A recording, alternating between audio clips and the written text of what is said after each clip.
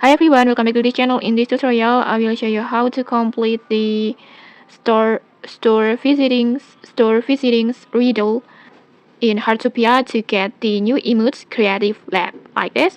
So right now Heartopia has a new event that called Modular Street, and in here you can actually get any free emotes, but to unlock them you need to find and pop the special bubbles that hidden on the map.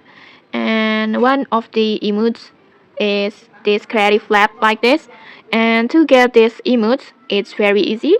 The bubble locations is on this area front of the lab over here at the central square on here. And then after that you will see the bubbles that looks like this, and then next just pops it like this, and just like that you will get this new emotes like this, and it will automatically add it to your emotes collections, this one. And okay, that's it. If you found this helpful, don't forget to like, comment, and subscribe for more tutorials. Thanks for watching, and see you.